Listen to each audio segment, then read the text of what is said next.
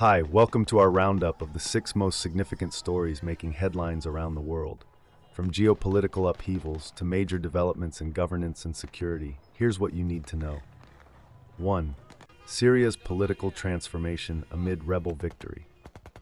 In a historic shift, Syrian Prime Minister Mohammed Ghazi Jalali announced his decision to transfer power to the Syrian Salvation Government, SSG, with opposition leader Mohammed al-Bashir tasked to form a new administration. Following the dramatic fall of President Bashar al-Assad's regime on Sunday, rebel forces, led by the Hayat Tahrir al-Sham, HTS, seized Damascus after a lightning offensive. Assad has fled to Moscow, with Russian officials confirming his presence there. This development marks the end of over 5 decades of Assad family rule, leaving a complex regional and global landscape in its wake. 2. U.S. warns of rising extremist threats in post-Assad Syria.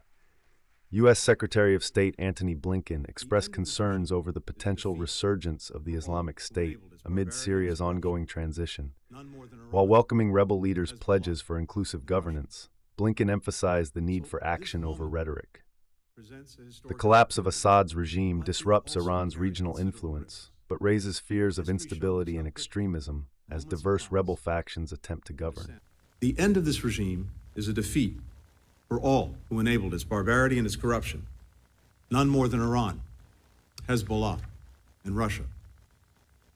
So this moment presents a historic opportunity, but it also carries considerable risks.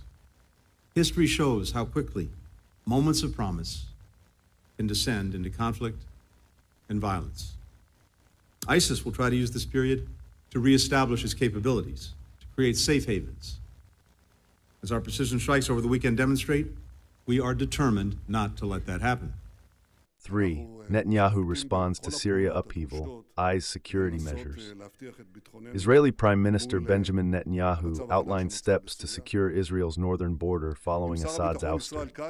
Netanyahu emphasized the importance of controlling strategic positions, including the Hermon summit, to counter potential threats from extremist factions.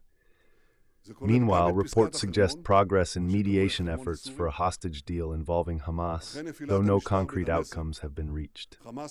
4. Violence in Haiti claims 180 lives amid gang-driven chaos. In Haiti, a weekend of violence in Cite Soleil, a poverty-stricken area of Port-au-Prince, left 180 people dead. The attack, reportedly ordered by Wharf Jeremy gang leader Monel Macano Felix, was allegedly driven by suspicions of witchcraft after the death of his child. The Haitian government pledged to track and eliminate those responsible as the nation grapples with escalating lawlessness.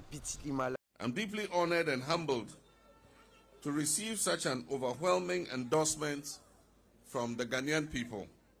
5. Ghana's John Dramani Mahama returns to power. John Dramani Mahama celebrated his victory in Ghana's presidential election, securing nearly 57% of the vote. In his victory speech, Mahama pledged governance reforms and economic recovery measures, including renegotiating an IMF bailout and modernizing infrastructure. His return to power reflects Ghanaians' desire for change amid a severe cost of living crisis and economic challenges. It shows that the Ghanaian people have little tolerance for bad governance, particularly of the sort witnessed in the last 8 years, and that they are willing to take decisive action at critical moments when it matters most. 6. U.S. healthcare CEO's murder sparks controversy. The arrest of Luigi Mangione, accused of killing United Healthcare CEO Brian Thompson, has drawn widespread condemnation. Pennsylvania Governor Josh Shapiro denounced the violence, emphasizing that policy differences must not lead to bloodshed.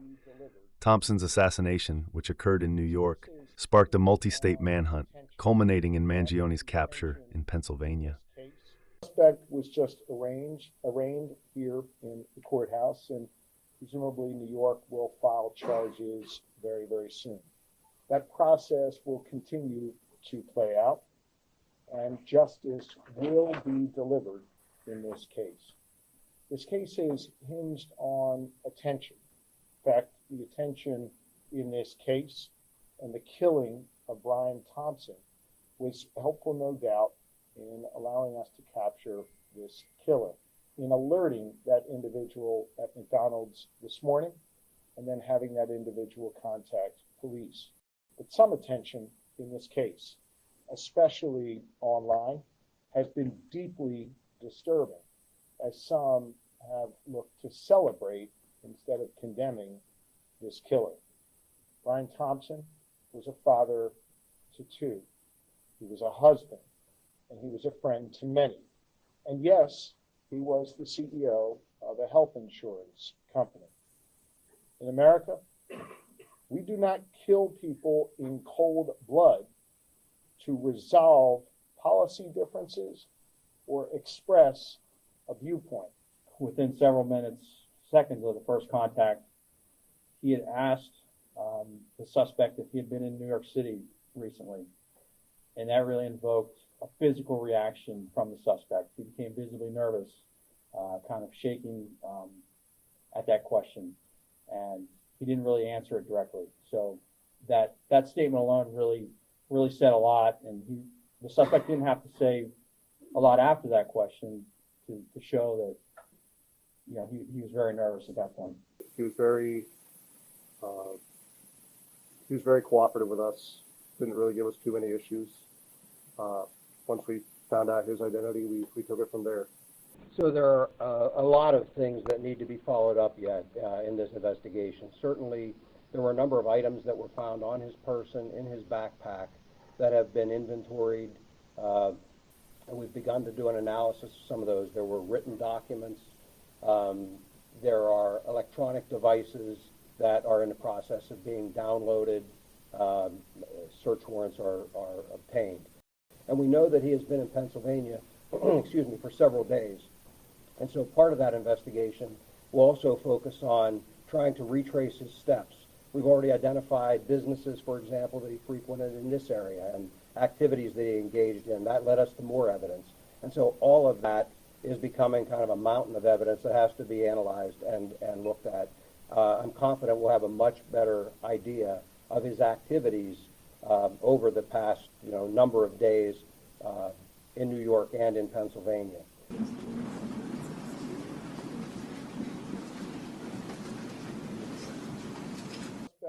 Stay tuned as we continue to bring you updates on these evolving stories, shaping the world's political, social, and economic landscape. That process will continue to play out, and justice will be delivered in this case. This case is hinged on attention. In fact, the attention in this case and the killing of Brian Thompson was helpful, no doubt, in allowing us to capture this killer.